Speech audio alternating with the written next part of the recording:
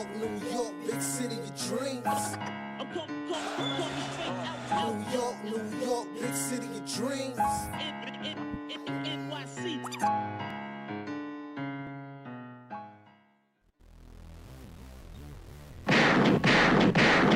What's going on? It's Jay Ellis from the Knick of Time show here, giving you that Knicks talk just in the nick of time. And it's time to celebrate that win because the Knicks beat the Grizzlies 123-113. Dante DiVincenzo gives you 32 points, 5 assists, and 5 rebounds.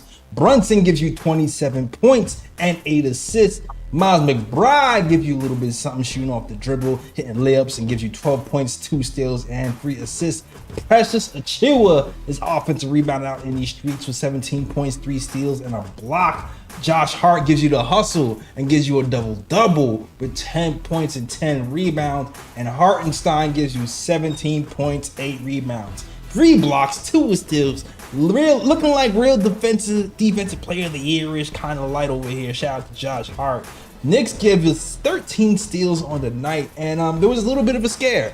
There was a scare where the Knicks allowed the Grizzlies to score 39 points in the fourth quarter when they went on an 18-1 run. The Knicks had a 24-point lead in the fourth quarter, and all of a sudden the Grizzlies cut it to 9.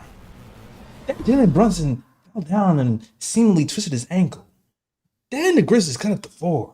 But then Dante DiVincenzo said, "Give me the ball," became the point guard, hit a few big threes. We got a few big tip-ins, and the Knicks end up winning the game. So it was a little bit of a scare. You know, we were supposed to take care of business. We didn't exactly do what we were supposed to do, but we did what we were supposed to do. Listen, a win is a win.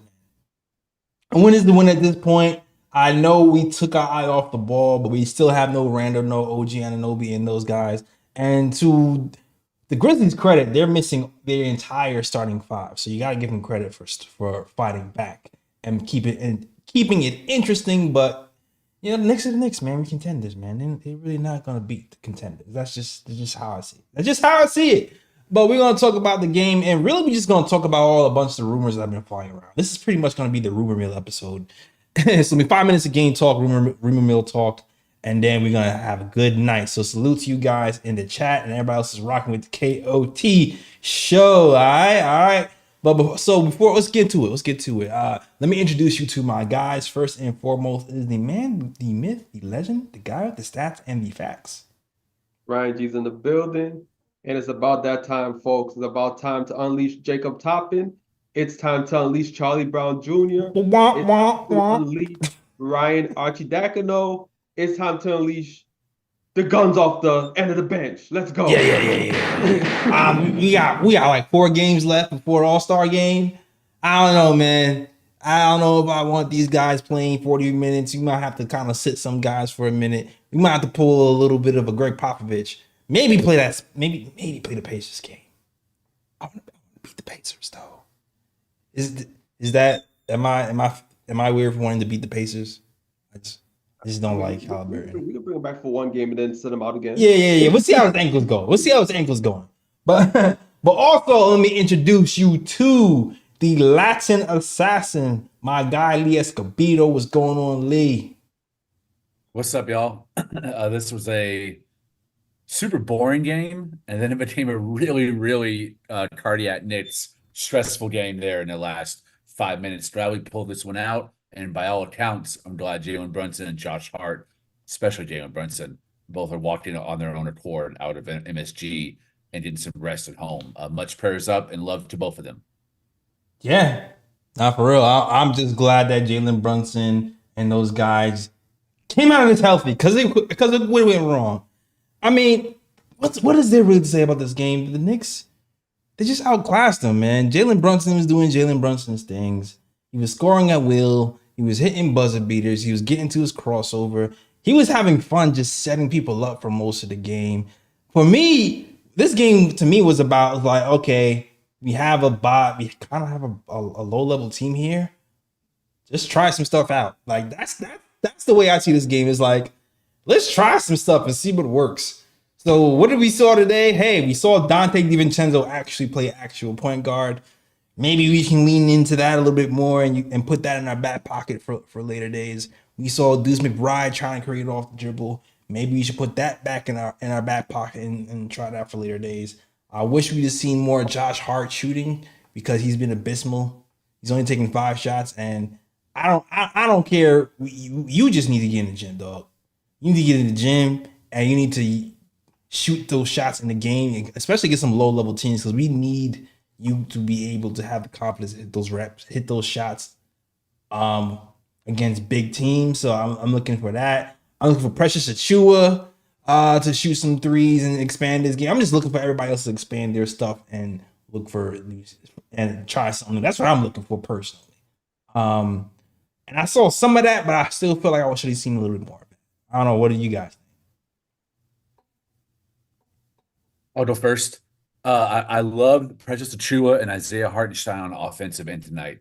It was nice to see both of them capitalize on transition points, especially Precious. Yeah. Had a really 1-2 alley-oop with Jalen Brunson, which I haven't seen a whole lot of that before. A lot of his points have been stored on putbacks, which he had a really nice putback done tonight as well. But it was nice to see him put the ball on the floor and Isaiah Hartenstein showing some moves in a post. Not all of his shots in a post look polished or clean, but they went, which is all I cared about. And I think there's another level to his game offensively that he can tap into as well. I feel more confident about the ceiling on him offensively than I do Mitchell Robinson. Even though Mitch is more athletic, I think Hartenstein's more skilled and has a little bit more of a higher ceiling. He think he has a higher ceiling than Mitchell Robinson. Offensively, yeah. Offensively. Yeah, interesting. It's interestingly, I don't know. We'll see. We'll see. Like, to me, he still feels clunky. I mean, the fact that he's taking threes, I guess, give that point to him, to Precious. But yeah, I guess so. It's funny when I watch Precious. Sometimes he looks very unsure of himself offensively, even when he makes it. You know what I mean? But at least he attempts it. So I guess the fact that he's just attempting shots, like he'll do this move where he did like a spin move, hook shot. And I'm like, okay, it looks semi-fluid, but not really. But it went in, so okay, I guess I'll take it. He's interesting. I mean, he needs some reps. So I guess I can go with that. I guess I can go with that. That he might have a higher offensive. Jay, I was talking about Hartenstein. I meant Hartenstein. I think has a higher ceiling. Oh, Hartenstein. Oh, yeah, for sure. That's not even Precious and Mitch. I think is about equal. If again, you're right. If Precious can hit the 3, game over. Game over if he can hit that 3. I don't know if he ever will though. Right. Yeah, Hartenstein is interesting because they took the 3 away from him. Like, he came in to the Knicks and we were like, wow, you're gonna have a center who attempts threes, and then he never took a 3 this season. I don't know what happened. I don't know if it was coaching, but he just stopped taking threes altogether, which I didn't expect. I thought that was gonna be something he worked on. I thought I heard that he worked on it in the summer, and then he got here and he just absolutely just stopped taking threes. So I don't know what happened, but Hartenstein for sure, I think his ceiling offensively is a little bit higher than Mitch. At the same time, I wonder what they're waiting for with Mitch, because I don't know, like, I feel like there can be, like, I've always felt like there's little dribble stuff that Mitch can do, not the crazy and one mix-ups and one mixtape stuff that Mitch does, but like Mitch flashes some things where he does like a simple crossover, it goes to the hole and dunks it on centers. Like, I've seen him do that a few times. I still feel like there's little simple dribble moves that he can do that when teams ignore him and go and just kind of lay off of him and just leave him up on an island by the 3-point line or by the foul line, I still feel like there's a place where Mitch can just run to the basket and get a full head of steam. And who's gonna get in front of a 7-foot dude running down the lane? Like, I still feel like he can do that sometimes. I'm hoping they incorporate that with Mitch. But also, isn't there some news that Mitch will presume basketball duties after All-Star break? Yeah. Let's go. Big Mitch on the men on his way back to the Knicks. I'm liking that, man. Having having Mitch back with this defense, which has been like the number one defense in the league since January, is gonna be huge, man. I can't wait to have Mitch back. That's gonna be woo. Although I do wonder what that means for Precious, because Precious has gotten a lot of burn in that backup spot. So now that you have Hartenstein starting, Mitch probably gonna be coming off the bench. Where does that leave Precious? That's gonna be interesting to see how that's dealt with. It seems like Precious might be the odd man out in that situation. I don't think so. I think it's going to be Grimes. You think it's gonna be Grimes? I think Tibbs loves Precious. I think Precious has endeared himself to Tibbs, and he's everything that Tibbs wants in a guy. I think Tibbs cares more about offensive rebounds and putbacks more than he does being able to shoot threes at an inconsistent clip. So, I mean, Precious is giving you great defense 2 through 5. Grimes gives you great defense 1 through 3. I think that we have enough depth right now at the perimeter with Josh Hart and DiVincenzo, where I think he's going to prioritize the stretchability defensively, switchability of Precious. I don't think Precious is the backup four. You know what, Sherwin, you're right. Precious can play the backup four. You're definitely right about that. If Randall comes back, I think it all really depends on what happens with Randall. Yeah, this is definitely going to be a conundrum because with Mitch back, it kind of stretches out your bench a bit, and Thibs loves playing 9-man rotation. So I think Mitch and Hardesty are going to be the two that's going to take up that center role.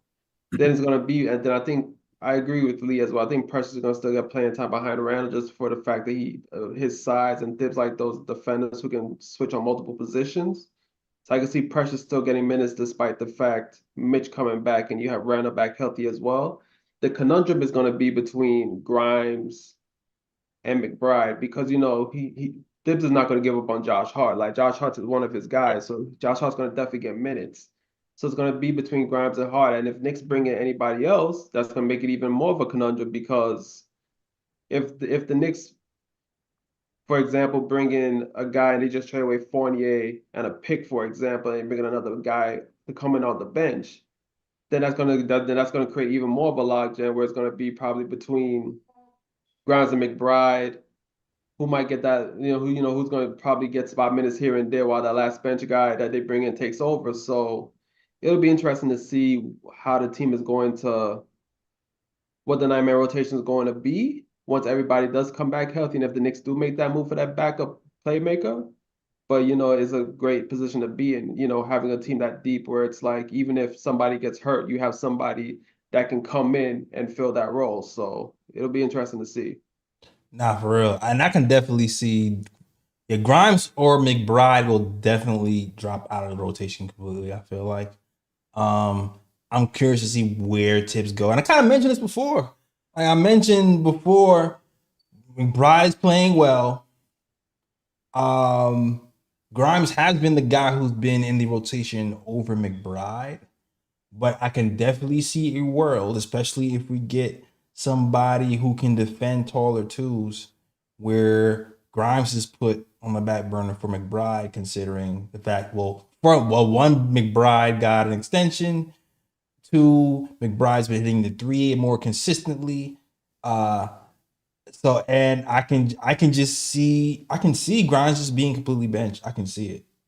Will it happen? I'm not sure. Maybe I'm wrong. Maybe it's McBride being completely benched just because they feel like, maybe they need to play Grimes because they feel like he's gonna be traded a little bit later if he's still here at the deadline. But I can see a scenario where McBride is benched and we bring in a backup point guard here.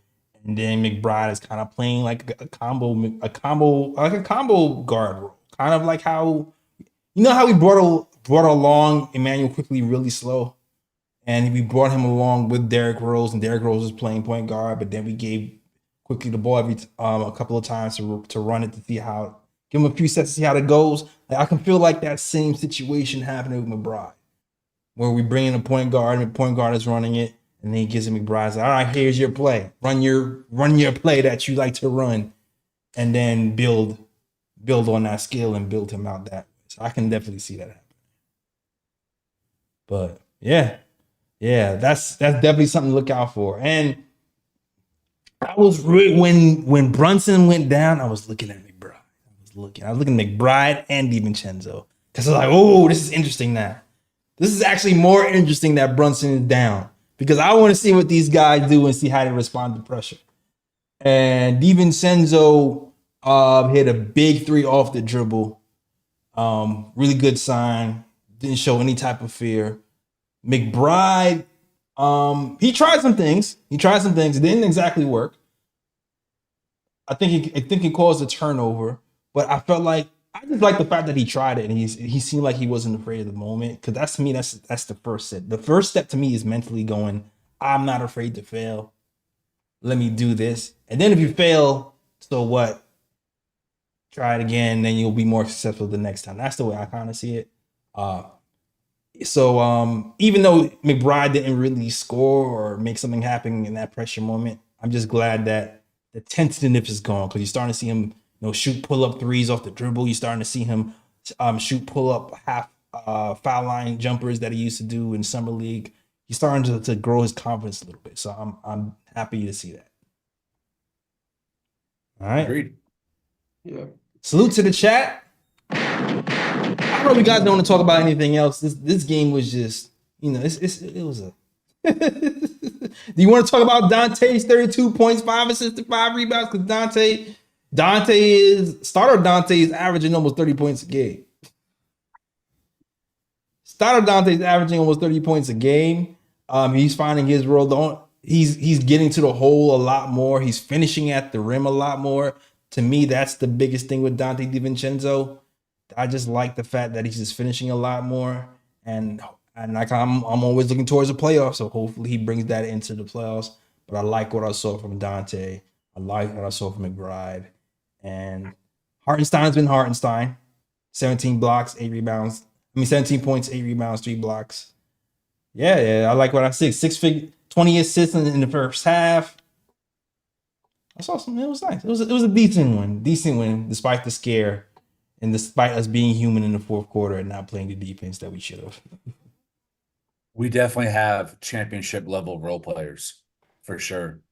Everyone really knows their role. I think that's a good symptom of great coaching is when guys know their roles and play to the maximum potential. Yeah. And guys don't take shots outside of their routine and outside of where they're good at that on the floor. That's really, except for Josh Hart, is really the only one who needs to improve in the areas in which where he is in the set plays. That's my only complaint right now. But man, what Precious is doing off the bench, Josh Hart, DiVincenzo, even Deuce McBride. When I saw that step back 3-pointer in the left corner, I was like, yeah, these guys are like Tibbs is not putting a ceiling on how good these guys can be if they're willing to put in the work. We're a team that's going to be around for many years to come.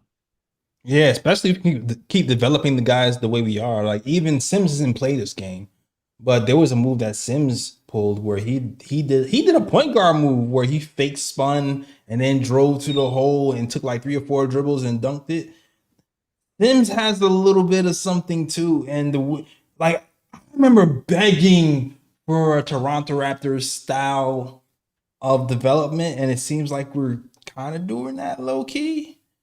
Because even the way Deuce is playing, I've heard that they've been tracking Deuce's progress in practice, and he's been shooting so well that they figured it was going to translate into games, which is why they were confident in him stepping in and hitting the shots that he's hitting because he's been doing it in practice. So I'm really happy with the development that this team has shown. It's fun because Leon Rose has traded away most of our young assets, but I mean they had development guys here for this reason. It's paying off.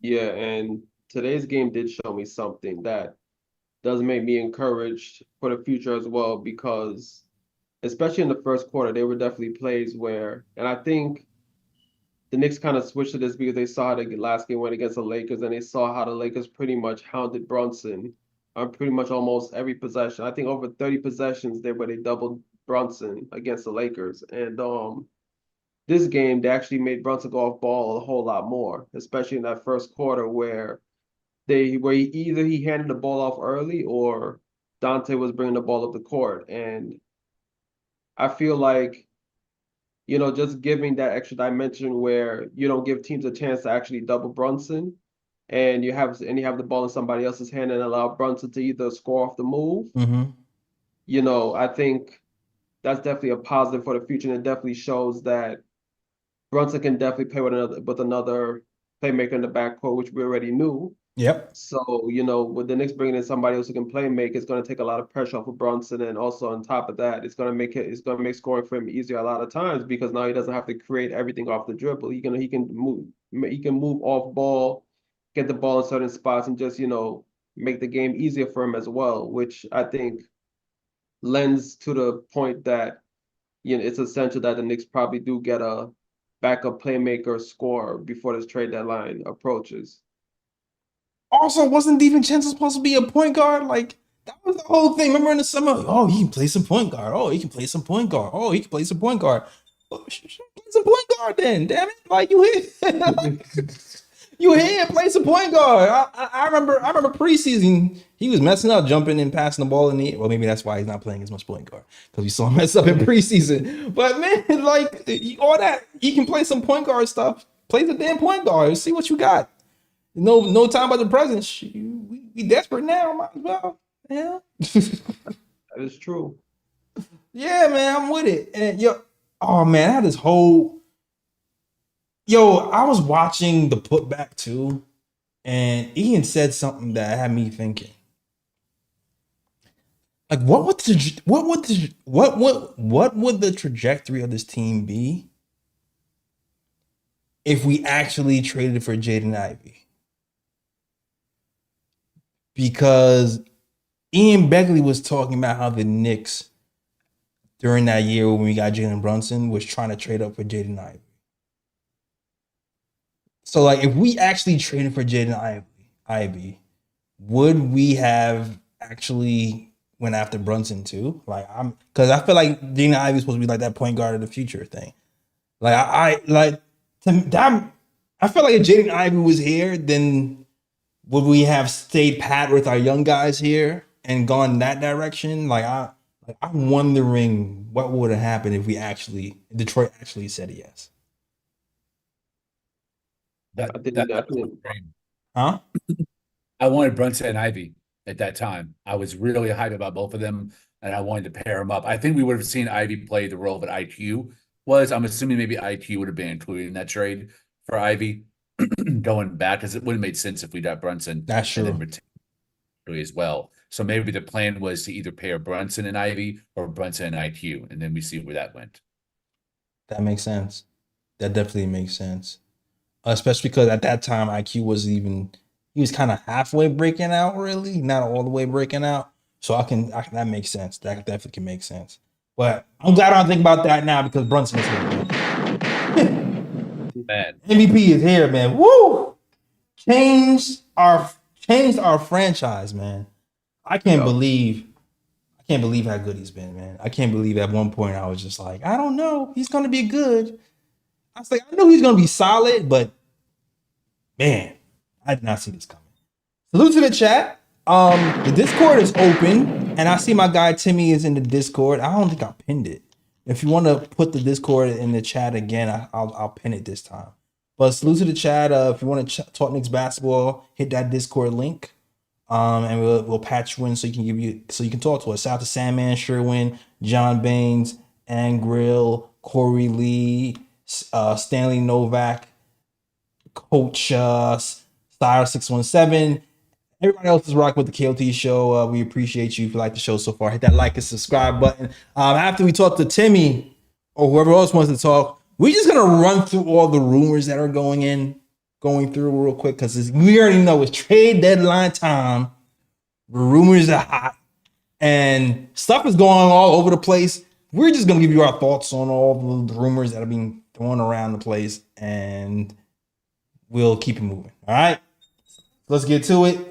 I got my guy, Old Faithful Timmy, man, OG of KOT, Under the mods. Yes.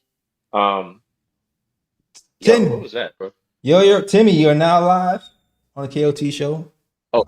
Yeah, I just grabbed you, and that's probably was like, what was that, bro? Yo, me and Fritz was chopping it up, man. But Oh my bad. what's good, y'all? What's good, Ellis, man? What's good, Lee Escobedo, ESPN contributor, my guy Ryan G. What's good, man? I have no idea what y'all were talking about, but I'm sure it probably wasn't the game. It's all good. We was talking the game, but we're about to get into rumors and stuff because like the game is, it's the Grizzlies. Like, how much can we deep dive against the damn Grizzlies? Facts. Hey, we got to just, take that dub where we can get it. And hopefully Tibbs has a learning experience where we could actually open up the bench and save Jalen Brunson for the rest of the season. It's cool. I'm not even upset right now, man. But, all right, look, I'm going to try and see if I can pinpoint what I wanted to talk about. And it's really, I'm just going to work off of Jalen Brunson, and y'all can go into the rumors and whatever y'all want to after that. Cool. All right. What I'm saying, I'm going to take y'all back to the Heat game. And this is kind of just indicative of a situation that the Knicks are running into. Julius Randle in the third quarter. We're coming towards the end of the third quarter. I think everybody can remember him hitting the three to end the third quarter and go into the fourth. Before that, if you go back 5 or 6 possessions before that, it was turnovers, not getting back on defense, just throwing up brick shots and getting mad at everybody.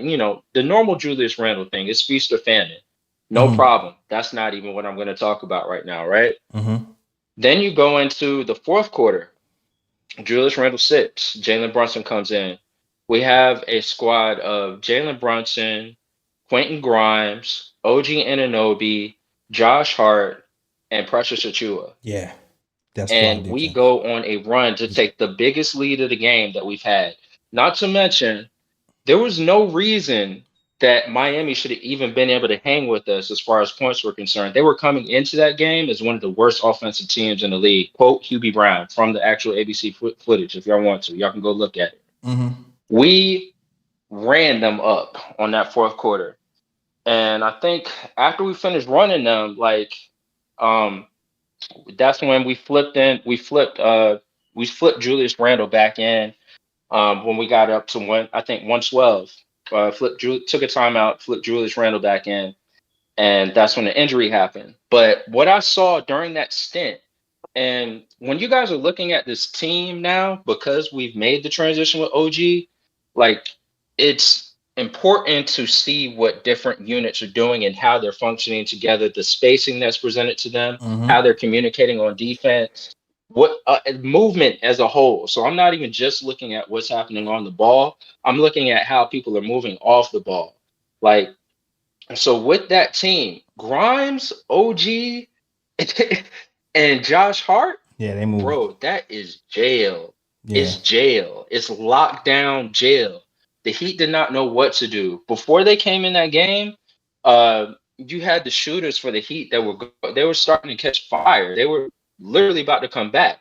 When OG, Grimes, and Josh Hart were out there together, I didn't even know they were going to score 100 points at a certain point.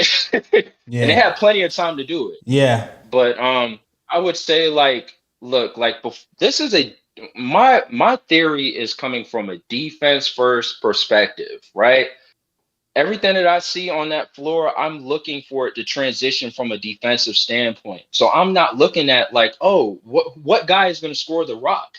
I'm looking at the opportunity for offensive possessions to come, a flow of the game to come from getting steals, getting fast breaks, getting rebounds, looking down court, moving the ball, pressing the pace, seeing that. And with Jalen Brunson, with that particular unit this day, I saw that Eric Spoelstra was unable to press his reads off of his picks, right? Because usually what they'll do for Brunson is when he comes off of a pick or a high screen, you can even run it off of the corners, they'll immediately trap him. And whoever has that extra man for a Josh Hart or a Julius Randle, if he's on the floor, they'll just commit 100% and hope that Jalen Brunson doesn't see the pass. Right. And if he does see the pass, they're willing to live with the shot. Right. What I want us to do is get to the point where if you want to play defense like that on Jalen Brunson, cool. Pay for it. Right now, Devo is trying to make people pay for it, but that man is trying to heat the ocean.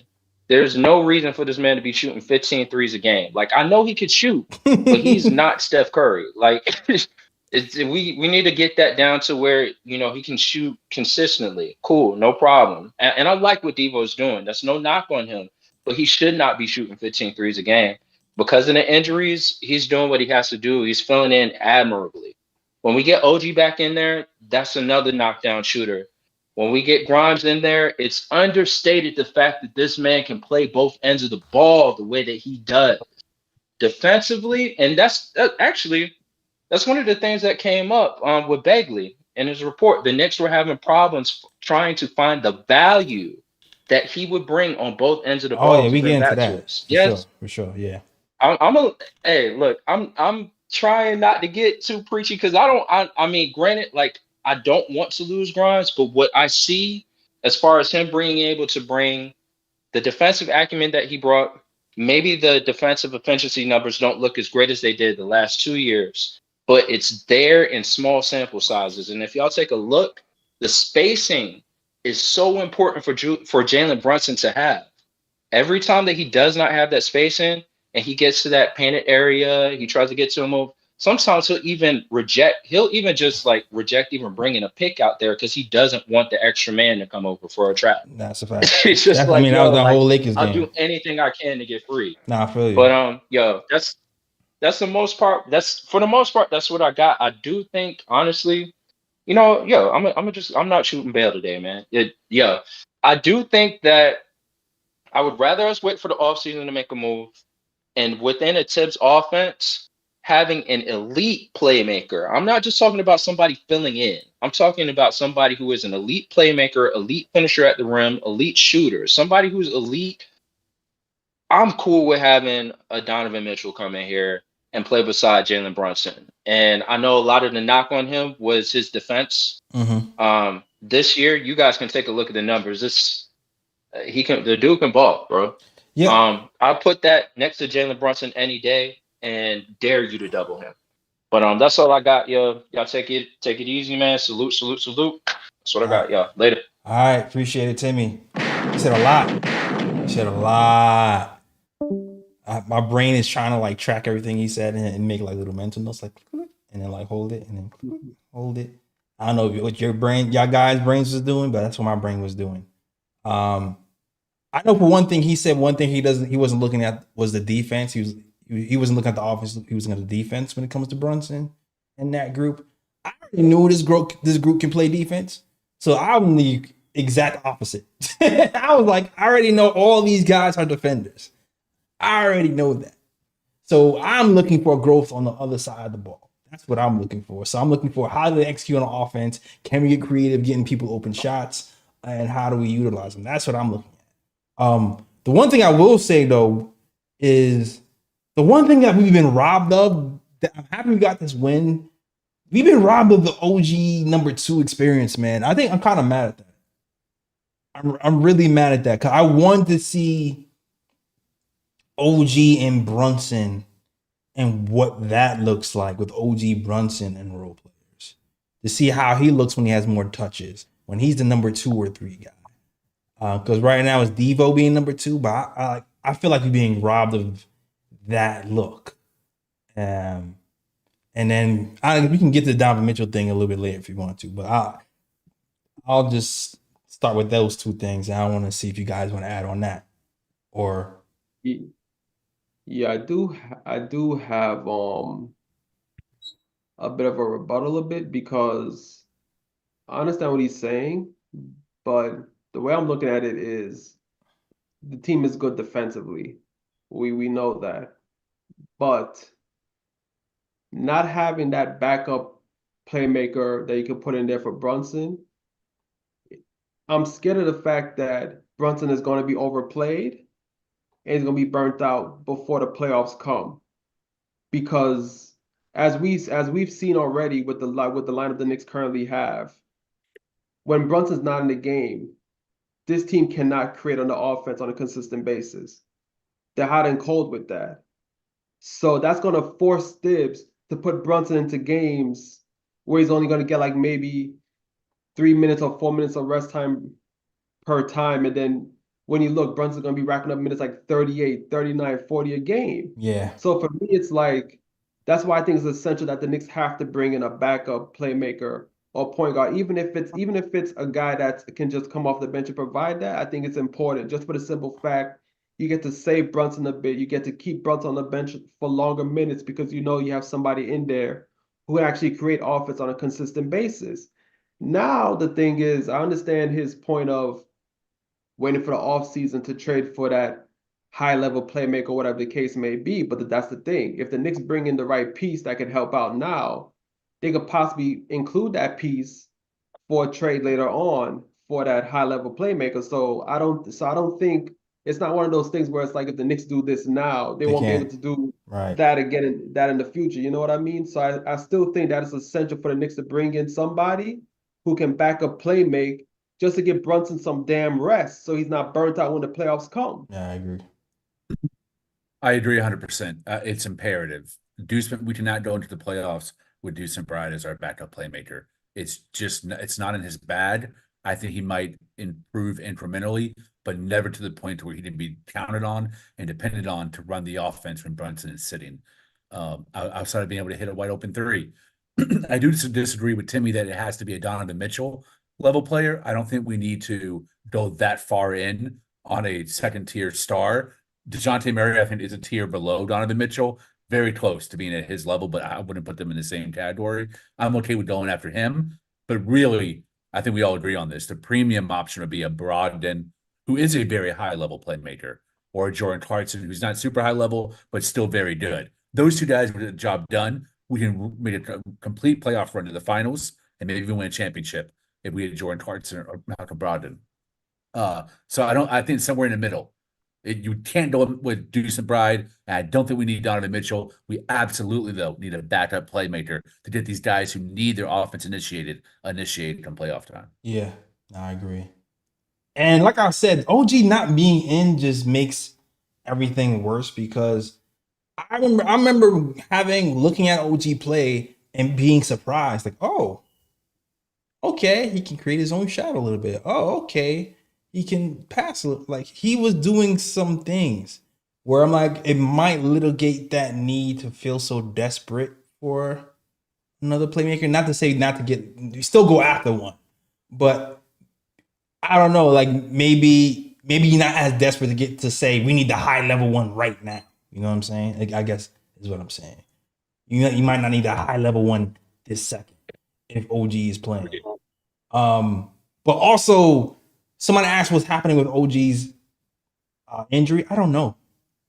I have no clue. And it seems like Ian is trying to figure out what's happening as well. And they're not really being forthright with the information. It seems like they're kind of playing coy. I read somewhere that the Knicks might be trying to keep teams off balance with the injury reports, so they can't get a feel of if they're like desperate or not desperate for a move or something of that nature. So there might be some gamesmanship happening with the way they're playing with the OG injury report.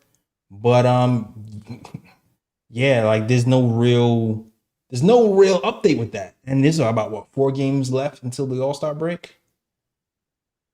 So we'll see what happens. But yeah, there's no real update with that. As far as Donovan Mitchell, I've always had my like Donovan Mitchell's an amazing talent for sure.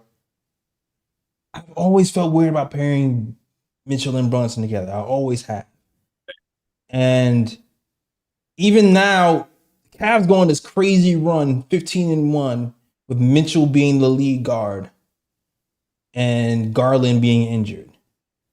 Before, when those two were playing together, they were good, but like it wasn't really flowing like the way it's flowing now. So stuff like that makes me believe,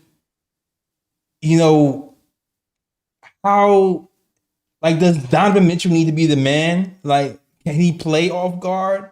Does he need to be his own team, running his own team? And if we bring him to New York, Are we just recreating the exact same situation that they had in the Cavs that kept them at like a certain level? Like I feel like we might be doing that to ourselves for the sake of a name.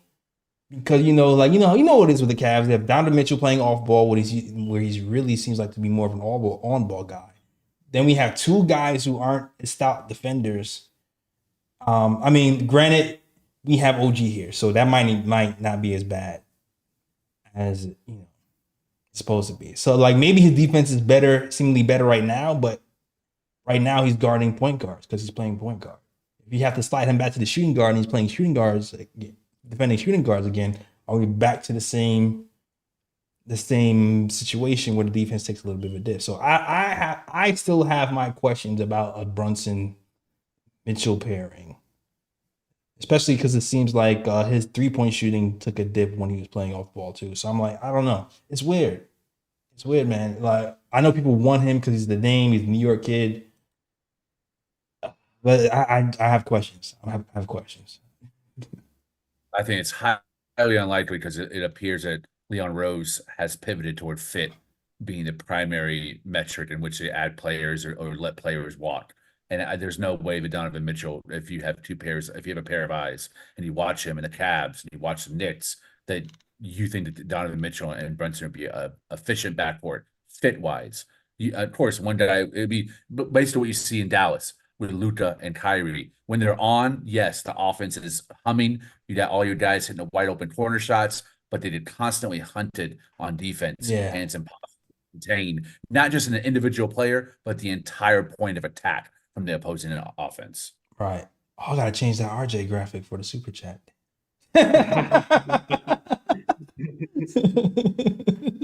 Oh man, salute to the super. Thanks for the super chats. I do want to throw in something in there too.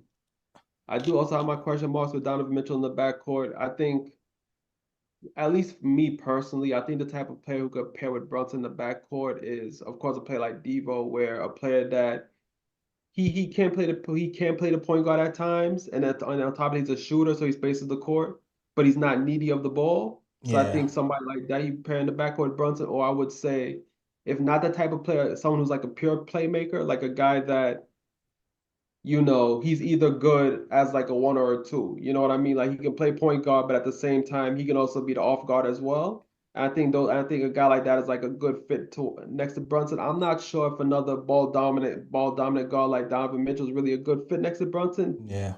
Because I think it's going to be kind of be like my turn, your turn type of thing. You know what I mean? And I'm not sure if that type of play style is efficient enough, for a team to actually take it to the next level. I feel you. That's what it was when RJ was here. He was complaining about like, man, like the passing. It's like we got a guy who doesn't mind passing. I don't know. It's not a knock on RJ's game. It's just the pieces have to fit right. That's it. Salute. We got Mike Uno in the chat. So let me bring Mike Uno in the chat. Hopefully he's prepared because I brought Timmy in here and he was kind of startled. Salute to you, Mike Uno. I'm bringing you in the chat right now. Mike Uno, you're now live on the KOT show. What's up, my brother? What's good? What's good? What's good, fellas? What's good? Oh, you saw stuff. So, I mean, every Knick night, maybe not as much as other night. I already tell you sound a little more sober than. Okay, go ahead. But all right, so here's a thought that I had. Right now, I watched the clip in the last couple of days. There's a once elite player that is no longer elite. He looks like he's down in the dumps. He looks like he's going through a depression, and his team, which was also once elite, looks like they're fizzling out, and they need to start thinking of the future. And I'm thinking like, I bet if he came over to the Knicks, we could spark the light that has dimmed out. Are you talking about brighten it again? We idolize his soul and bring him back, and I think he would be perfect for us. And he's a shooting guard. I already know you're talking about. I'm talking about Klay Thompson. Yeah, Klay Thompson, bro. Look, would it be crazy to think, like, I know I never hear y'all talking about it. You know, I hear all the conversations about this guy and this guy and this guy, but I feel like his value has dropped to a point where maybe we could afford him without losing any pieces that we want to keep. You know what I'm saying? Like, we could send over the the contract that we want to get rid of, the what's his name? I'm looking it up right now. The Fournier. You know what I'm saying? We could send. You know who I would even send to, and I know you're gonna think I'm crazy, but I would even send Mitchell Robinson, because not for nothing, I feel like I like this team. I like this team with Hartenstein. I like this team with Precious. I feel like, yo, we good, and not for nothing, but I think Hartenstein is way better than Mitch Rob by a lot, and if we can get something of value for him while he still has value, before he loses that value, maybe gets another injury or something, you know what I'm saying? So I'm thinking, like, yo, what if we did something like that? What if, like, is that a crazy thought, is what I want to know. You know what I'm saying? Like, I feel like you guys were just talking about, this guy being, someone that needs the ball in his hands from Cleveland, Donovan, but you know what I'm saying? Clay don't need that. I feel like Clay would fit in. I feel like he and his depression look that he's been having, he would be happy with the Knicks and the vibes. I feel like the Knicks look like happiness. And I think he needs a little bit straight up. I think if he came here, he'll go right back to being the elite player that he once was. I think maybe there's something up, because even, not for nothing, but the Warriors, a lot of the players, they don't look like they happy no more. You know what I'm saying? And so maybe there's something up. And I know they need changes. The dynasty is dead, or is dying. They might not make the playoffs this year. Maybe it's time for them to think of the future. Maybe we could send some, second round picks, Mitch Rob, Grimes, 28. All right. I'm with it. We gonna talk about Is that this. a crazy thought? I mean, It's a little crazy. Know what It's very crazy. It's a little crazy. It's very It's a little crazy. I want to hear. Tell me more. Tell me more. All right, We gonna talk about it. I'm gonna go now. You guys have a good night. Go get me some drinks while I listen. I appreciate it. Soon as I got my Uno. All right, man. Have a good night. All right, man. Hey, guys. No ideas are bad ideas. All right, no ideas. we spitballing. All right. I'll say this. If Clay was on the cheap, where it was just Fournier and a pick, I would take a chance. If it was cheap. Yeah. But the fact that it's $43 million contract, the Knicks are gonna have to send assets the other way, and I'm not trying to mortgage a future on a potentially washed up Klay Thompson. I don't know what I'm gonna get when he comes to the Knicks. And right then and there's the reason why I wouldn't take no chance on that. Like, nah. Yeah. I don't have to say anything. I feel like I was gonna say it. Go ahead, Lee. I agree 100% with Ryan. He might be a free agent coming up. Has he been? Yeah, he is. Yeah. Yeah. So, I mean, if he's willing to take a really cheap deal to win a chip with the Knicks and continue on his legacy, so he can show up more rings when he's That's different. Yeah. That's totally different. But Completely different.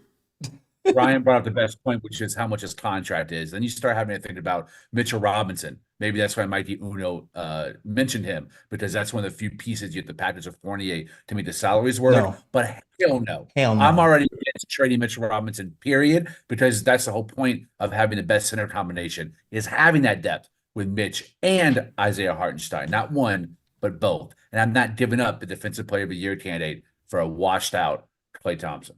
And just to expound on that further, even for the guys who are down on Mitchell Robinson, I'm gonna just tell you why it doesn't make sense business-wise, right? Because of Klay Thompson's age. Like, he's seen as a guy who's on the decline. He's costing $43 million this season right now, and he's gonna be a free agent next season. So that means teams already Mitch. As much as some guys here are like, "Oh, get rid of Mitch." Mitch has value around the league. Hell yeah. He has actual value around the league because he was on track to be Defensive Player of the Year, leading the league in rebounds, and his contract isn't crazy contract either. So he has value around the league. So not only are you giving Fournier away, expiring contract from Fournier away, and for another expiring contract back, which you have to then re-sign, which isn't smart.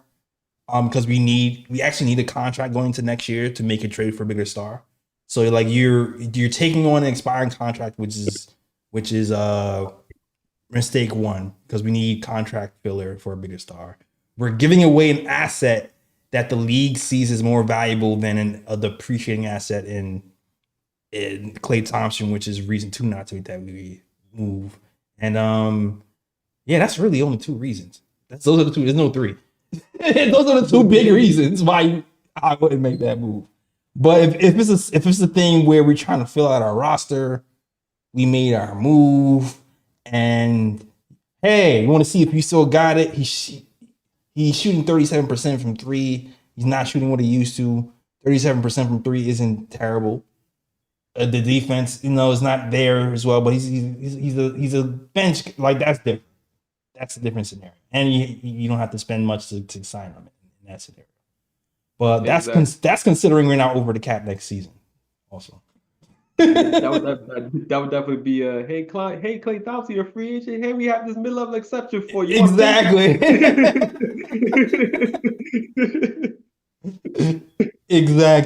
Exactly. But no trading for him, absolutely not. Absolutely not. Because now you have to pay him $43 million just for it to expire, and then. But if he wants to come here on the mid level and join the chip team, go ahead. Be my guest. Facts. Be my guest. All right, let's get to it though. We today is just Rumorville, man. We're just gonna go through all of the little rumors that you've been seeing. Listen, disclaimer, guys. Reading through these does not mean we believe them. We're just reading through these because look, it's trade deadline season. Let's have some fun, right? Might as well read it. All right. Where do you guys want to talk? Where do you want to go first? Let's go to PJ. One rumor I want to address: Knicks must trade for Hornets PJ Washington for championship push amid NBA rumors. Is it really that serious? We must trade for PJ. Is that the make or break piece? That already Hell no. That already got us. Funny enough, we made like a backup power forward list, and PJ Washington was on a list. Now, this is before the Julius Randle injury ever happened. Just to let you guys know, when we do these little list stuff, PJ Washington's been on the list for like 2 or 3 years with us. So it's kind of funny that someone actually wrote a write up about him. But this rumor says New York Knicks. Jake Fisher of Yahoo Sports reported the team has expressed legitimate interest in Charlotte Hornets PJ Washington. The 25-year-old power forward is seeing 29.3 minutes of floor time this season and is averaging 13.8 points, 5.3 rebounds, and 2.2 assists per game. He's shooting career worst 33.1% from beyond the arc, but he is a career 36% shooter from downtown. He's also shooting 45% from the floor this year. Of course, the down year could be attributed to playing for one of the worst teams in the NBA. Yeah, true. I mean, what do you guys think about PJ Washington? It's funny, Kyle. You know what? Ryan is the guy who usually pitches PJ Washington. Let me ask Ryan. What do you think about PJ Washington? I don't think he's a big need for the Knicks right now, honestly. I'm still sticking to my guns. Like, I still think the Knicks need a backup playmaker, backup scorer, preferably in the guard position. And PJ Washington doesn't fit that mold, so he wouldn't be tops of my list if I'm in the Knicks front office looking for an extra piece to add to the squad. I mean, he's a decent player when he got his head in the game, but besides that, nah, I'm good. Nah. Playmaker. We need a playmaker. I don't understand. Do you think this is true? I don't think this is true at all, man. I don't think it's true. Me neither. And to me, it makes even less sense if the Knicks are expecting Julius Randle and Mitchell Robinson and come back because it's like, where is he going to play? It don't make sense. Right. Not for sure. I don't know if you have anything to add to that, Lee. Yeah, as someone who watches a lot of hoops outside of the Knicks with my NBA League Pass subscription, I've watched some Charlotte games. Unfortunately, sometimes it didn't feel like torture. And PJ Washington he has that Christian Wood style game where there's a lot of potential offensively, and he has the right size and the right length where you look at him and he looks like the modern day NBA player, but he has zero dog in him. He doesn't have the way he plays effort wise. He doesn't have a real love for the game. I can almost guarantee the Knicks do not acquire PJ Washington because he's the antithesis of what Tom Thibodeau appreciates in a player. I think Tibbs would rather run with a Precious Achua or a Ronnie Brewer than he would with a PJ Washington. All that, the salacious like 3-point shooting possibilities and his rebounding numbers, those are all padded stats on a bad team. I don't want any asset or player or person coming from Charlotte who's been engulfed in that culture of misery and losing and lack of accountability. Gordon Hayward is the only one who I think would go to a new situation and be grateful and would give it his all. But he's a broken bum, so I have no interest in him too. Yeah, but all these young kids, that's all we know, man. Washington just got the bag, and he's back to playing like ass, averaging career lows in 3-point percentage and awful metrics from the field overall as well. After getting paid, that tells me everything I need to know. I don't want to give that man almost Mitchell Robinson level money. It's at 15, 16 million a year for another 2 years when he's given that type of effort on a nightly basis. Total pass. Yeah. I mean, listen, he doesn't have LaMelo Ball there. So you gotta expect that he's not gonna be able to carry offense. He's not gonna get the open looks he had before. That could be why his shooting percentage is dropping. So you got to take that with a grain of salt. With that being said, though, I still don't think it makes sense to make a move for him, even with the descending contract, because like the contract really isn't that bad. It's like 16 million, then it descends when the cap is rising and this is descending. Like it really isn't bad. So you can do a Evan for PJ swap, no problem. But I don't even think this is true, though. Like I don't think this is true. It doesn't feel. I don't know, the urgency to get PJ Washington here. I just don't see it. We have Precious, like you said, who's more of a Tibbs guy. I feel like he's adorned himself with the coaching staff. I don't see it. I know you guys really wanted PJ Washington in the chat. I know you. I know that's what you was waiting for when you came to this channel. PJ Washington news, right? Okay. More news. There's also good news, though. What's that? Fred Cash just tweeted that Jalen Brunson walked out of the arena. No boot, no crutches, walking freely. Let's go. Hey. That's the best news we got today. Jalen Brunson, injury-free, walking out on his own free will. I'll take that. Let's go. Let's take. I did it. Fritz, you did a video on him. Salute to Fritz, who started his own channel called the what's the NBA Economy. Yo, shout out to Fritz. That's my guy. Yes, sir. Best mod in the game. Best mod in the game. Okay. Fritz, might have to have you up here for some cap talk sometime. You know what I'm saying? Break down some cap stuff since you're the NBA Economy guy. All right. Got to have our KT's own people on here. Got to, right? Facts. All right, Knicks trade rumors. Latest buzz on Bruce Brown Jr., Jordan Clarkson, Olynyk, and more. This one was interesting. This Jake Fisher of Yahoo Sports explained that while the Knicks have shown legitimate interest in Charlotte Hornets for PJ Washington, they appear more interested. Oh, this is interesting. More interested in Raptors guard Bruce Brown. Well, this I believe because Ian said it. And Ian's been saying it for like 3 weeks. He every post game he goes, I just keep hearing Bruce Brown's name. So this I definitely believe. The Raptors are believed to be seeking some return in the range of a first round pick in exchange for Brown. This part is interesting too, because a week ago, the ask was a first round pick and a young player. So I'm not sure what the accuracy of this report is, but it seems like the price has dropped. Which, I mean, listen, first round pick and a young player might have just been posturing, over ask so they can tackle you down and then get the price that it's really actually worth type of deal. Who was acquired from the Indiana Pacers as part of Piazza Siakam trade. The Knicks have already reaped the benefits of trading with the Raptors as their acquisition of OG Anunoby has paid off in a big way. All right. However, the Knicks don't appear to be interested in moving one of their most coveted players. Fisher noted it's become clear that the team isn't willing to part with Quentin Grimes unless New York is trading the young swingman for a perceived upgrade and not for a different back of rotation piece. This part was big to me. Because I was worried about this, but I shouldn't have been worried about this because Leon's not stupid. Leon's not stupid. All this trade Grimes stuff was happening because the fan base was frustrated with him. At the end of the day, defensively, he still has chemistry with these guys on here and know what Tom Thibodeau wants. Offensively, he's been shaky this season.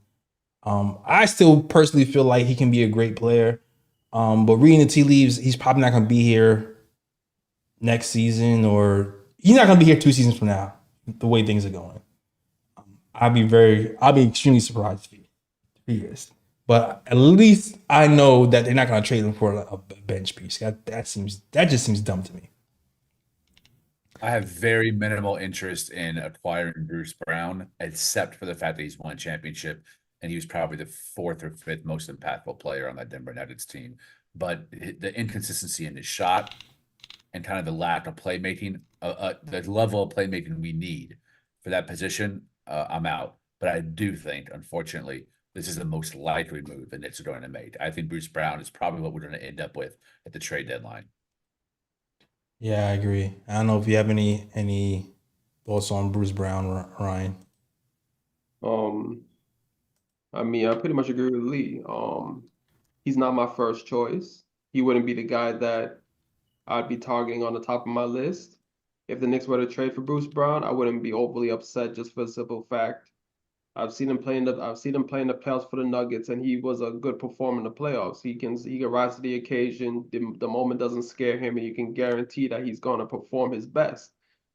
But when it comes to the Knicks' need, I feel like they need more of a playmaker. So he doesn't really fit that mold.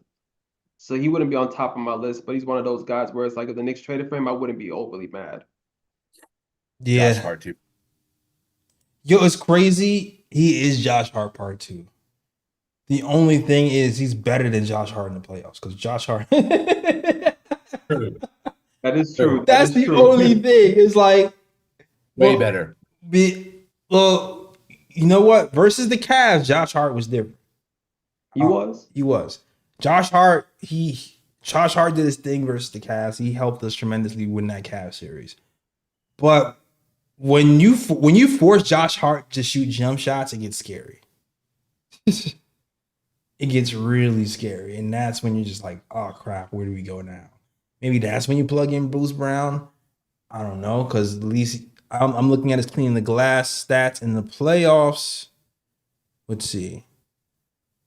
Yo, it's funny because in the playoffs he shot 42% from non-corner 3, which isn't bad.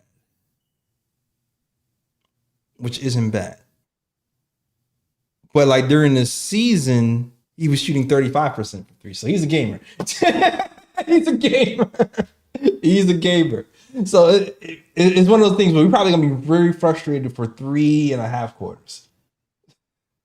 Then that 4th quarter he shows up. And he's like, yeah, he's like, a shot like that. That's what I'm looking at when it comes to Bruce Brown. Just being extremely frustrated for 3.5 quarters in the playoffs, and then 4th quarter just losing your mind. That's how I see it. More rumors. It's rumor day. This one is a happy rumor. See, look, even the lady is floating. Look, okay. Jazz guard Jordan Clarkson would welcome a trade to Knicks per insider. Is that? And this is from T. Jones. This guy's on. He's like the Utah beat writer. I can tell you from my conversations with people around the situation, I think that Jordan Clarkson would welcome a trade to the Knicks.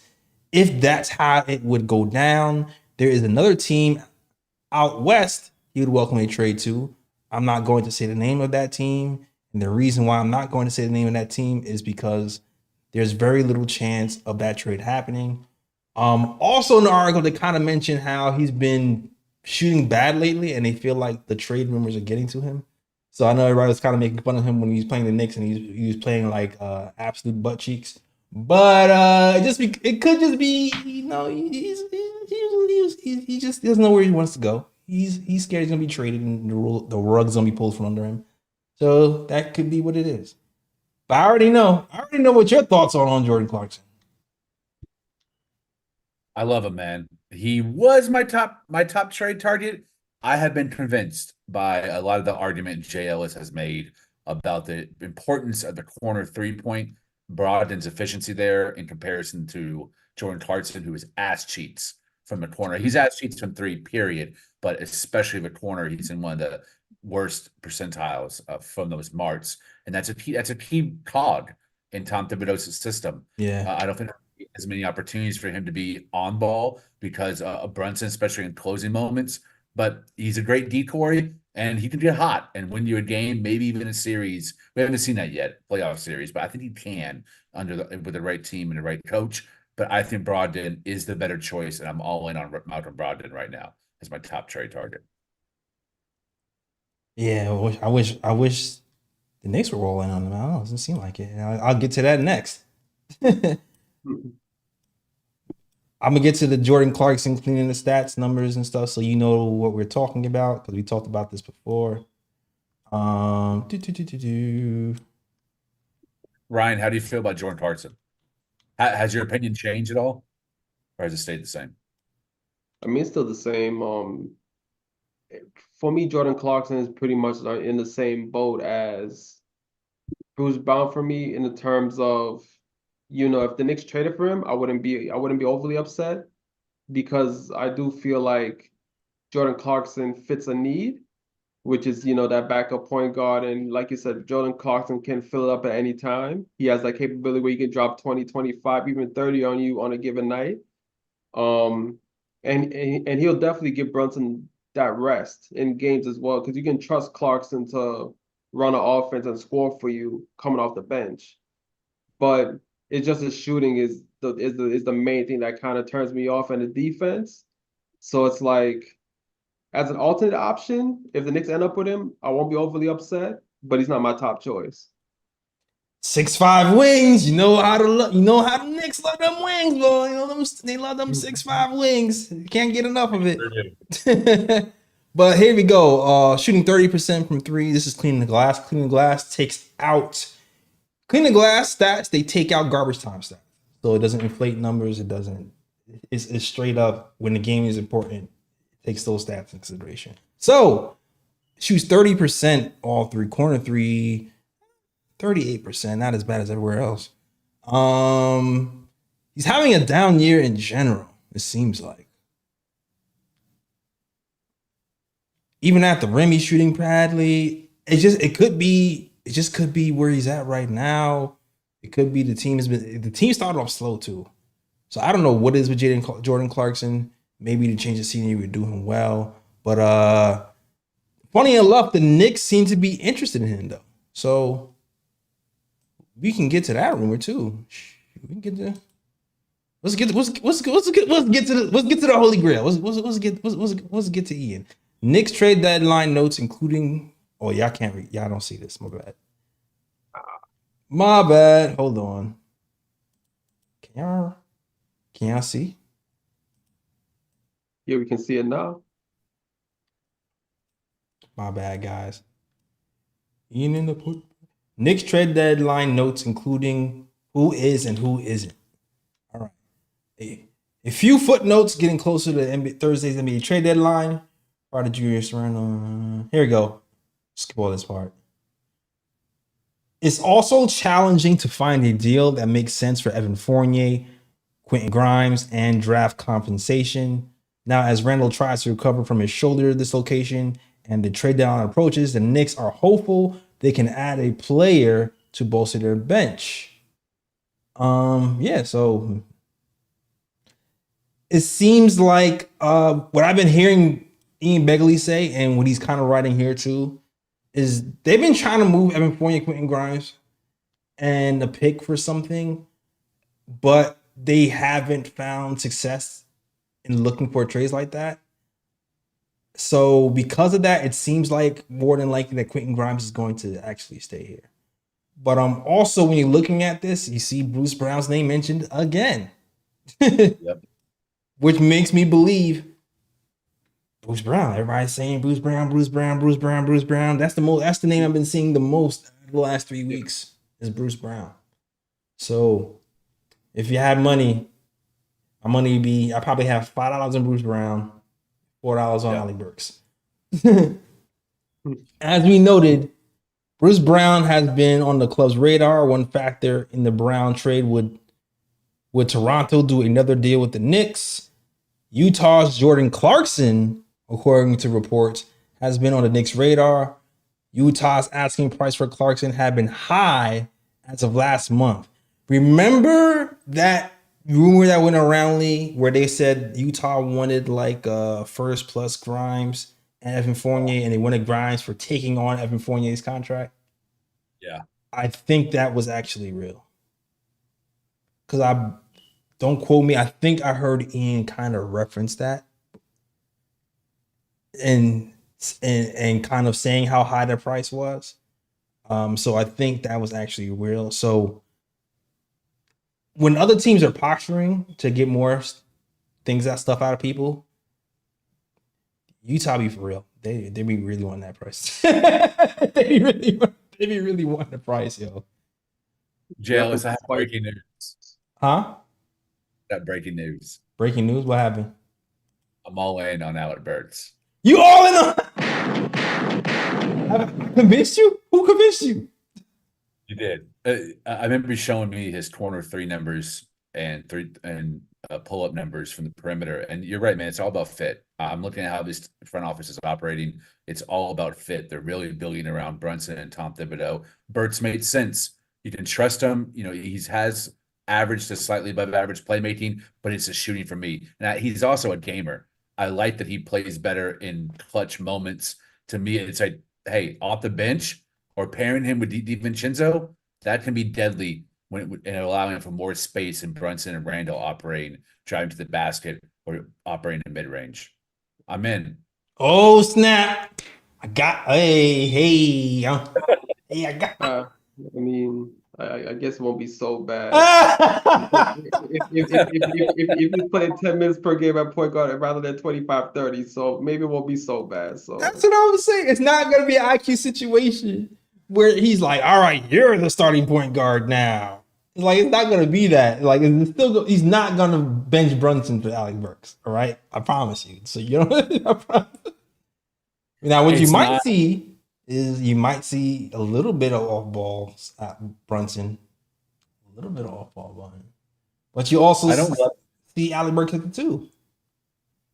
I don't love it. I'm not asking for it, but if it happens, I'm in. I'm not going to protest or be furious or have to go on a podcast. I mean, the first thing I talked about Burks and Brogdon, I like as much or more than Clarkson, who used to be my number 1 option. Yeah. Nah, I feel you on that. I still feel like Brogdon might be. I don't know. Brogdon has that defensive. I mean, Alec Burks can play defense. He's no slouch defensive. He's not a lockdown guy. He's not the lockdown guy, but he's not a bad defender either. He's not a bad defender. And he's tall enough to guard too, so I'll take it. I feel like Ryan wanted to say something. No? Okay. I'll live with it. He's defeated. Ryan's defeated. I'll live with He's it. defeated. I'll live with it. I'll live with it. All right. Oh, man.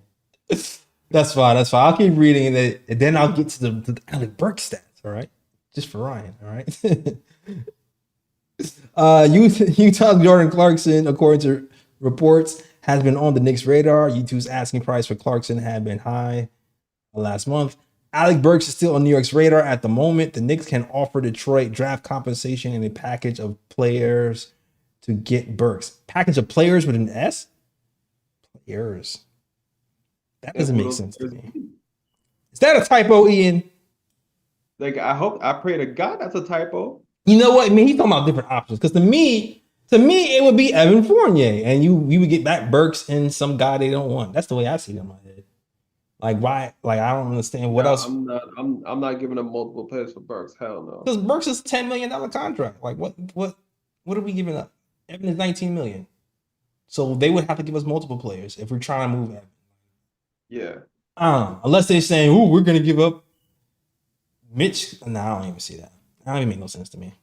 They might just throw Killian Hayes in there. Yeah, exactly. Yeah, it might be Killian Hayes and Burks. Yeah, there you go. Ooh, backup point guard. He'd be behind Malachi Flynn. Jeez. All right.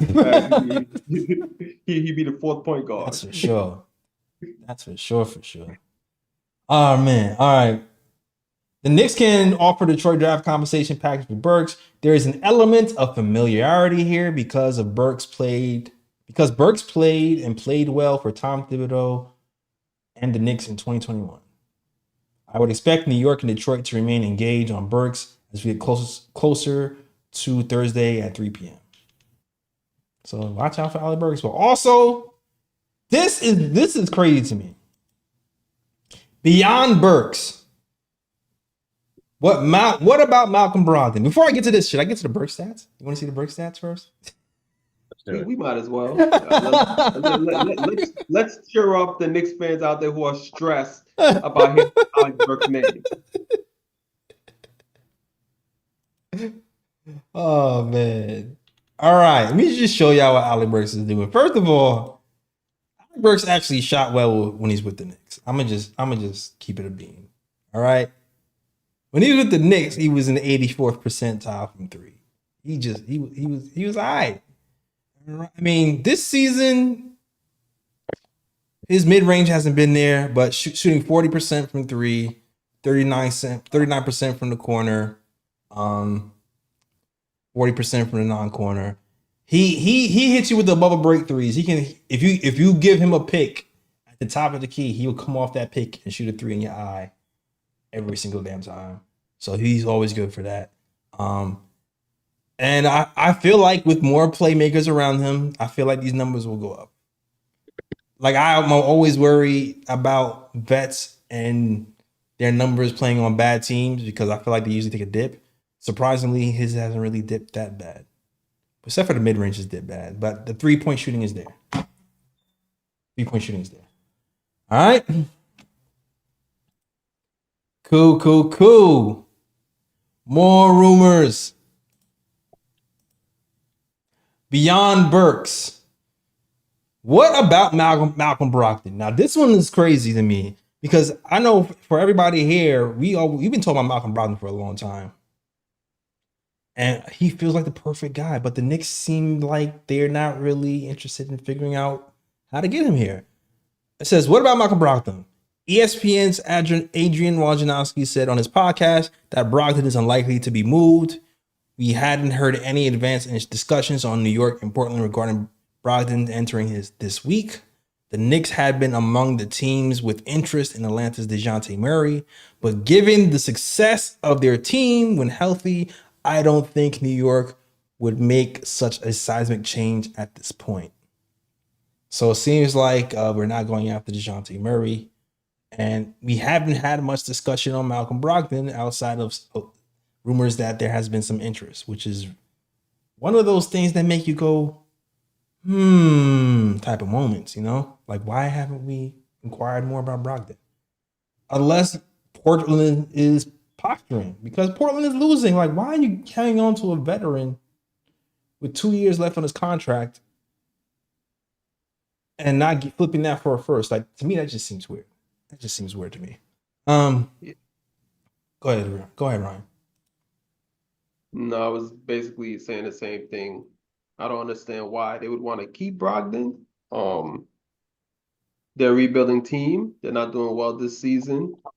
And Brogdon could at least give them a first round pick back in their arsenal, which they can use to draft, more young players to add to the roster and develop it over time. So I don't understand why they're keeping Brogdon, but it is kind of weird to me. And as for DeJounte Murray, it makes sense because originally I wanted DeJounte Murray on the Knicks. I felt like his high level playmaking and the fact that he plays good defense. He's not a bad catch.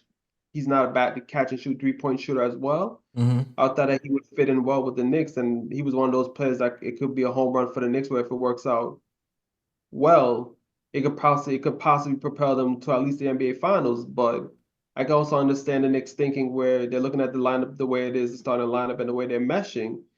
You really don't want to mess with that chemistry, and that's what made me change my mind from DeJounte Murray and change my mind to like going after a guy like Brogdon or a player of that ilk, because of the fact that the starting unit is playing so well on both sides of the ball. You really don't want to mess up, and you know that if you bring in DeJounte Murray, he's not going to come off the bench. You're going to have to slide him into that starting lineup, and you don't know how that's going to mess up the chemistry. So I can understand the Knicks taking that stand. So yeah, I mean, the more we think about it, it's looking like it's going to be either Bruce Brown or Alec Burks. It's one or the other. Yeah. That's what I'm getting from. This is why I was reading through all the rumors, just trying to get you, because I believe Ian above all. That's just how I roll most of the time. Like Ian, Scotto, Woj, those are, I looked at. I'm not sure about all this other stuff talking about PJ Washington. And I don't know. I'm not too sure about that. I'm not too sure about that at all.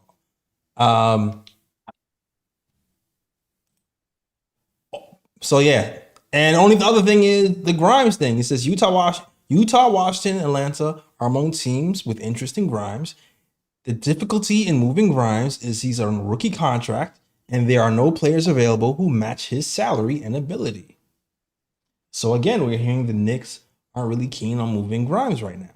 Newsday compared Grimes' situation to Emmanuel Quickley's, and I would agree. Grimes is eligible for an extension this summer. If the Knicks don't move him ahead of the deadline, I would assume they'll continue to take calls on him ahead the NBA draft and in the offseason. So I'm not sure. I know there's been, I know people have been like, hey, he's been held out for a while. Maybe he could be involved in the trade. Maybe they're holding him just in case of the off chance he might be involved in the trade. I don't know. Because Grimes played on a bad knee. He injured his knee, came back in the game, and played on a bad knee. So I feel like he might be healthy enough to play because he did play on a bad knee. But maybe they're just being cautious just in case a trade pops out of nowhere. That's the only thing I can think of.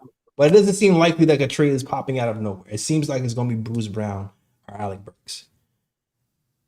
So I know you guys are hearing DeJounte Murray to the Knicks is definitely happening. Yeah, I know you guys are hearing that, but I wouldn't hold my breath. I wouldn't. Who's saying that, Ryan? Who have you heard? Who's saying? It was some Tommy D or somebody like that. I think that's his name. Was saying that Murray trade to Knicks is imminent, but he's the only one saying it though. Like no other sources are reporting that. Tommy, no comment. Basically, whose man is that? Bruh. There is one other bum mentioning the DeJounte Murray. I've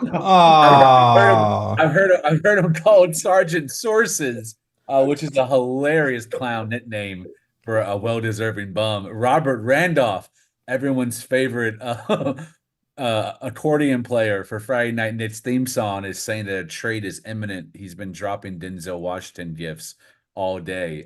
So I guess Sergeant Sources has James Dolan on speed dial, and he has an inside scoop on a Murray move. Yeah, I think my man has CTE, man. Damn. Every year, the same thing. Lee, don't forget, Robert Randolph also said that he heard that Grimes is going to be involved in the trade. He was going to call the front office to make sure that they do not trade Grimes. Do not forget to add that. Do not forget to add. Is that what happened? Is that what's happening right now? Oh man. Oh man. Woo! Well, we gonna see. Yo, if Grimes gets traded for DeJounte Murray, then we gonna have to take the Yo, if it happens, we gotta take Robert Randall more serious than we it gotta take it happens. more serious, man. If it happens, we gotta take it more serious. The apology is coming if it happens. If he happens, I'm driving to the dollar store and I'm buying his album at the bin that day. Yo. That day, going to the dollar store. If he scoops Ian, then if he scoops Ian, you deserve it. You deserve your flowers if he scoops Ian. All right. The trust in Ian Begley. But man, I don't know what you guys think. What you guys think? Did you feel like any of these is true? You feel like DeJounte is true? Do you feel like Bruce Brown, Alec Burks is true? Do you feel like we getting Clarkson? How do you guys feel in the chat? Trade deadline is coming up, man. Trade deadline is coming up. Oh, I will say also this. Shout out to everybody in the chat right now. We will have the great, the esteemed Dexter Henry on the show. He will be on the post-game show on Thursday night. That will be the day that the trade deadline ends. So I'm sure he's gonna be extremely tired because he's gonna be doing shows that day.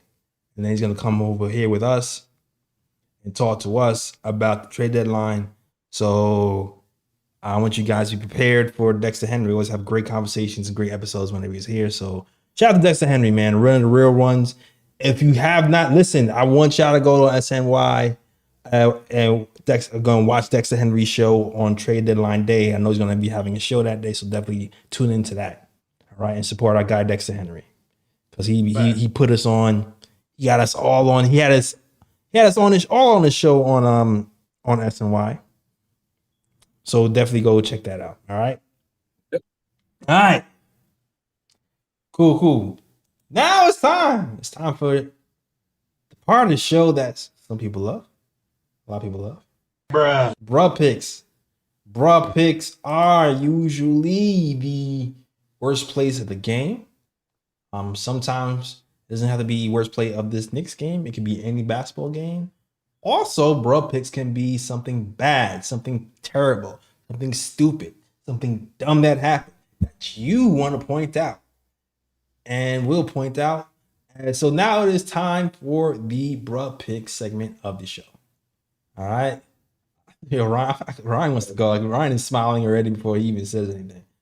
I got a couple. My first bruh pick goes to former Knicks great Robin Lopez. What did Robin Lopez do? There was a play in the Bucks versus Jazz game in the first quarter where my guy, he went back to his college days. My guy had a ball in his hands. He was in the post, did a spin move, turned around with the hook shot, and Kessler muffed his shot and sent it the other way. And then my guy Lopez got back the ball, and my guy turned into a playmaker. He's like, you know what? One of my guys gonna be open at the corner for three. I'm gonna pass it to the corner. My guy passed it out of bounds. Nobody there. So the back-to-back bros on the Drake bros. Okay, I see you. Yes. And my next bug pick, because sometimes I watch first. Well, I'm not gonna say sometimes. Most days I do watch First Take in the mornings from 10 to 12, and my guy embarrassed himself on national TV, and his name is Mad Dog Russo, because him and Stephen A was having an argument about who's the real New Yorker and blah blah blah. And this guy Mad Dog said that he was in New York for 40 years doing a radio show and saying that he's a true New Yorker and blah blah blah, and then proceeded to say that he's from 51st and 1st on the west side. And if you're from New York, 51st and 1st is not on the west side, it's on the east side. It's on the east. How old is he? He's like 60 something. That's the old New York supposed to know that. If you 60 something, If you're 60 something years old, you didn't have a map. You didn't have like the phones, Google Maps. Like you actually like had to memorize shit. Exactly. So you should know that. I'm like, yo, you've been in New York for 40 years, and you trying to tell me that you don't know that First Avenue's on the east side and not on the west side? Yeah, he lying. Like, come on now. Him and LeBron James, man, both of them. Ron. Reading from the same book.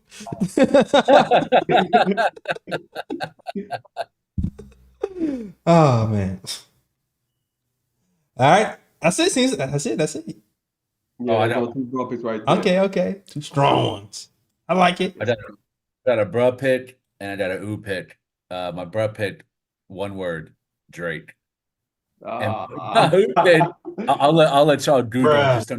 Just don't do doodle image. Oh man. And then my ooh pick. So I wrote a piece. First of all, I said Jalen Brunson's the best point guard in the NBA. I was the first person to say that. Not you, Perk. You plagiarizer. I said it before Perk. And then day after Perk said it. But then I said, you know what? I'm gonna be the first person to write that. So I wrote the article for Deadspin. Jalen Brunson's the best point guard in the NBA, and I laid out a whole case why he is, in my opinion, not only a superstar but the best PG in the NBA. And lo and behold, it has blown up. It's the highest read article on Deadspin 2 days in a row, which has been awesome. Yeah. And it also got an interesting comment in the Deadspin thread on Twitter from the account of the new Roommates show from Jalen Brunson and Josh Hart. Now, in my mind, that's Jalen Brunson commenting agreed that he is the best guard in the NBA. Because this sounds like his sense of humor. It might be a 19-year-old white kid in Idaho who's his social media account. Could be. I don't know, but I'm gonna say in my mind and my heart it was Jalen Brunson. So let's go, baby, Jalen. First curse on Rosas. That's Jalen Brunson. Yes. Let's go. It's either him or his intern, but close enough. Let's go. Maybe it's Robert Randolph. Who knows? Oh man. Oh man, but yo, salute to Lee for if you know Lee is a fantastic writer, so definitely check it out. I posted it on the there is a clip that I clipped up about Jalen Brunson being the best point guard, that whole discussion. So you can definitely check it out on KOT Clips.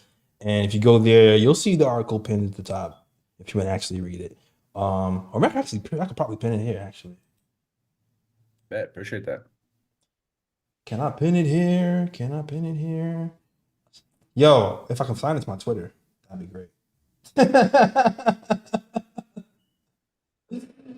Oh man. Side note, my Twitter got hacked on my computer, so I can't sign on to my Twitter on this computer. I have to sign on my laptop. I don't know why people be trying to hack me, dog. It'd be crazy. So it might take me longer to pin it. Maybe if Fritz can find it and pin it out and post it, maybe I can pin it from there. That'd be great. Coach, yes, Jacob Toppin is in the slam dunk contest. That's why Thibs is not playing him, because he's trying to rest him for the slam dunk contest. Oh, salute! Wait a minute. We have to do some salutes too. Actually, I actually got an ooh pick for Mike Breen and Clyde Frazier celebrating 25 years on the air. Yeah, man, we gotta mention that. Those guys have been the best duo since peanut butter and jelly, and they've been doing it well all these years. And MSG and Knicks games would not be the same without those two. So congratulations for 25 years of success and 25 years of rhymes and moments and Jamal Crawfords and Jalen Brunsons and all everything. So salute to those guys for having a tremendous career for MSG and his Knicks. All right. May I comment on that? Huh? Yeah, may I say something about that? Sure. I want to extend it to Upit for my main man, Dollar Bill Bradley, a member of the 1970-1973 championship team, a Yale grad, a Rhodes Scholar, an all-around good dude, former presidential candidate for the Democratic Party.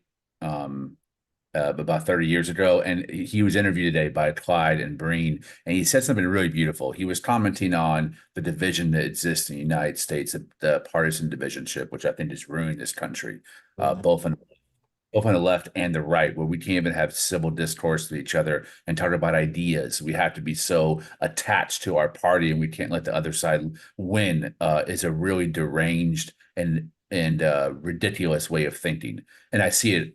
Family members, friends, social media, it's everywhere. Dollar Bill had a really great quote. They were asking him about the documentary that he made. He calls it, I think, a visual memoir, or a visual biography.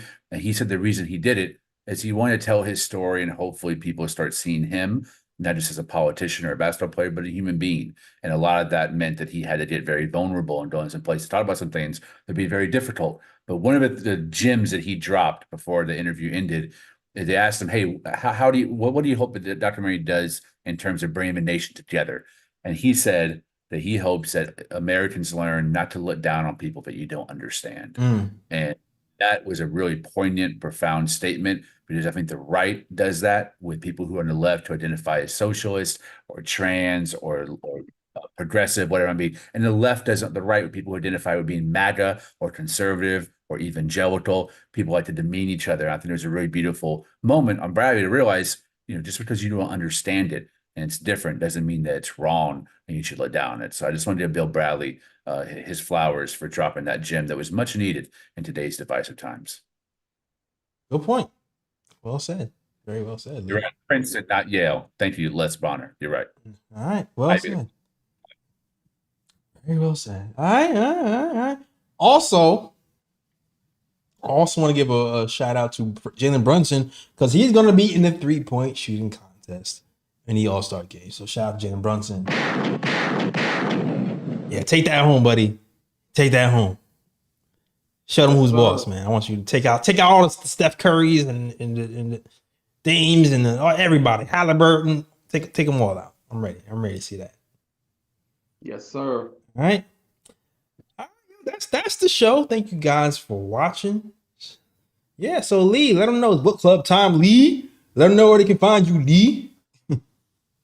Find me on Twitter @_Lee Escobedo, LEEESCOBEDO. And in about a day or two, hit that search bar, #bum. You will see me fighting with the entire Mavs nation. They call themselves #MFFL, because I have a magnum opus dropping on why the Dallas Mavericks need to fire both Nico Harrison and Jason Kidd, the worst GM and coach in the NBA.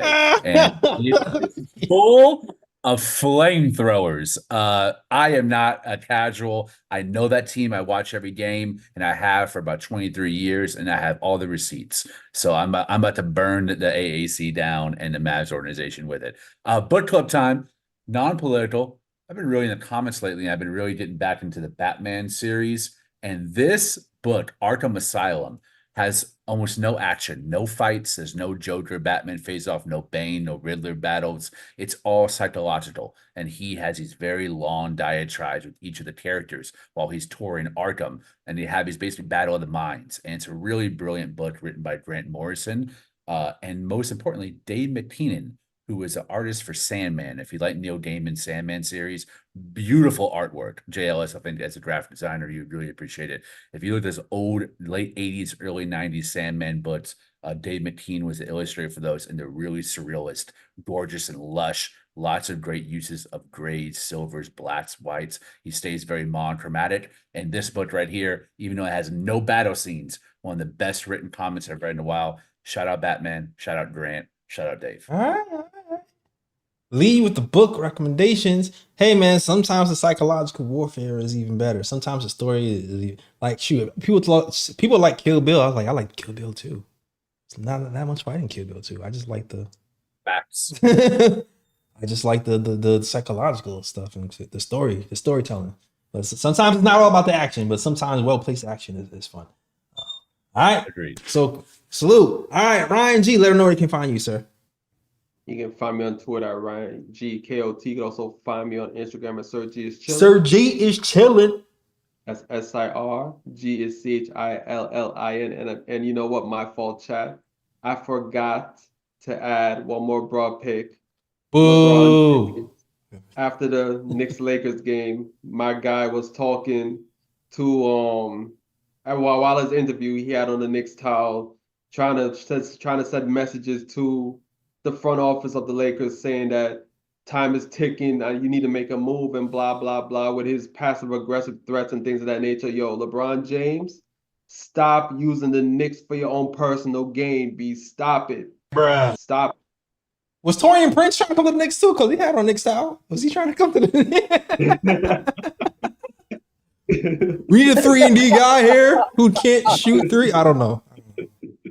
That could be. I have no clue. Maybe. Yo, I forgot. Bro picked the Doc Rivers, man. Bruh. Doc Rivers. Did we do a Doc Rivers bro pick? He's had several bros since he came to the Bucks, so The how Doc Rivers waited until the end of the game. Wait, end of the game situation.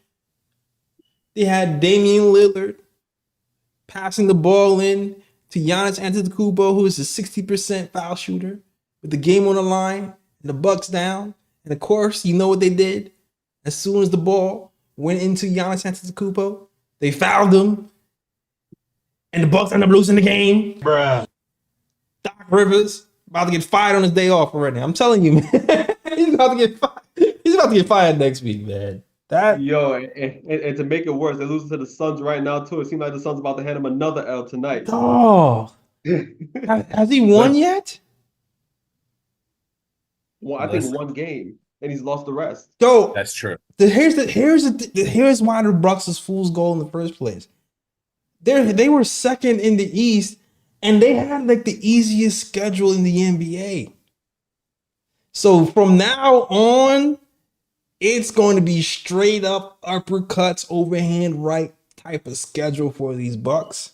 And they have a new coach, new system to learn, and they're going to get rocked. I'm looking to see how far this stone is going to drop. Now, Bucks are 3 right now. I feel like they're going to drop the 4th. I feel like they're going to drop the 4th too. I feel like they're going to drop the 4th. Like, and Knicks get healthy, we can definitely be second. Third minimum. I think second is going to be between the Knicks and the Cavs. Knicks and the Cavs for sure. Third minimum. But you just need to get healthy. But we definitely looking like second. This is definitely looking like a finals type pathway. We just need to get healthy. I'm thinking beyond that, Doc Rivers could be the move that frees Giannis finally in a summer or two. And you never know, man. Doc is that level bum. He could really end up having to force his way out. Yo, bro picked the Giannis, though. Bruh. You got so hyped that Dame Lillard signed that contract that you committed to 4 years, and you messed up, bro. You messed up, man. You were too eager. You were too hyped. I already know what happened. They signed Dame Lillard, and the GM was like, "See what we did for you? Here's the contract." And he was mad. Like, yeah, I'm signing now. Didn't even wait for it to come together. He was just hyped to have Dame there. Exactly. Pretty much ruined his chance to come to the damn Knicks. Yeah. Giannis, you see what you could have had it with the Knicks? I don't know, man. Free agency isn't really the methodology used anymore for major superstars. Everyone kind of signs those extensions and then asks out. So you get the bad and the But the thing, Lee, is when you sign a 4-year extension, like you don't have as much leverage. So like, it depends on how. I don't know how, because you see, look at the James Harden situation. You know, like sometimes GMs can be like, "Oh yeah, I'll do this for you. I can send you here." Like, luckily, ended up with the Clippers, but look at the Dame situation. Actually, Dame wanted to go to the Heat, but he signed a long-term deal. And there's no real danger of him forcing his way out of the Bucks because of his contract. He has less leverage, so they was able to just trade him to the Bucks instead of having a 1-year deal and going, "I'm not going to re-up here. I'll just go to the Heat next year." So like he could have forced his way to the Heat if he didn't sign up, if he wasn't a long-term deal. So that stuff matters. That stuff matters. Yo. But we'll see. Woo, we will see. We gonna see. All right, that's our show. Thank you guys for watching. You already know, follow us on the KOT Show on Twitter, the Knick of Time Show on Instagram, the Knick of Time Show on Facebook as well. Also, shout out to the chat, man. I appreciate the chat. Shout out to the KOT followers, man. I appreciate the followers. Shout out to Gregory Lee. Shout out to Fritz. Shout out to Most High, Mansa, Deshaun. Shout out to Kerwin, Nixon. Shout out. I seen some. Yo, shout out to Trey B. Ryan. Shout out to Trav B. Ryan, who be got the rhymes over here. Shout out to you, my guy. Lee Bonner, James Sumler, everybody else is rocking with the KLT Show. I appreciate y'all support and the following, man. Please like, share, subscribe, share. We a small, we like small but big, We in this weird KLT space, Knicks space. But we trying to get to 10,000 subscribers. So if we get to that 10,000 subscriber mark, look out. Do you know the access and the stuff that comes with the 10,000 subscribers, man? Do you know? So help us get to 10K. If you like the show. If you don't like the show, you don't have to help us. But if you like the show, you just coming back, you haven't subscribed, but you keep catching shows, might as well hit that subscribe and help us hit 10,000 subscribers, all right? All right. Oh, the super chats. You're right. My bad. Shout out to the super chats. Shout out to John Baines, who sends a $4.99 super chat. Says, shout out to my guys, Lee. Let's make SA happen. I should be back in Texas. Oh, and who's y'all favorite name at the deadline? I'll address that first part. I met John Baines. I've told this story before in San Antonio a couple of years. It's it's 2019, 2020 season.